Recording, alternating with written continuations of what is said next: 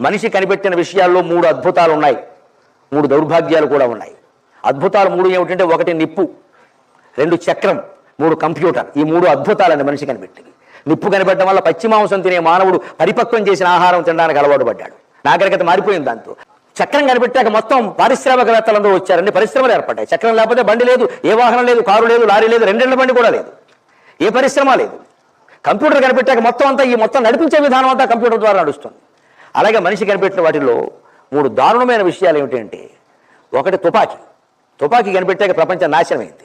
చాటు నుంచి పేలుస్తాడు అంటే చాటు నుంచి యుద్ధం చేయడం, మనిషిని మోసం చేయడం అలవాటైంది. 2వ దౌర్భాగ్యం, బాంబు కనిపెట్టాడు. తుపాకీ అంటే పట్టుకోవాలి, ఇలా పట్టుకోవాలి, ట్రిగ్గర్ మీద వేలెట్టారు, నొగ్గాలి, సరిగ్గా నొక్కకపోతే ఇటువైపు వెళ్తుంది, వీడిపోతాడు. బాంబు కనిపెట్టాక ఏమైంది, వాడు పాకిస్తాన్లో ఉండి కనిపెట్టి వేస్తాడు, ఇక్కడ కూడా పోతాడు, దూరం నుంచి వేసరచ్చు. అది దౌర్భాగ్యం. 3వ దౌర్భాగ్యం ఏమిటో తెలుసు, మీరు మరోలా అనుకోవద్దు. తుపాకీ కంటే బాంబు కంటే దారుణమైంది, స్మార్ట్ ఫోన్ కనిపెట్టాడు మనిషి.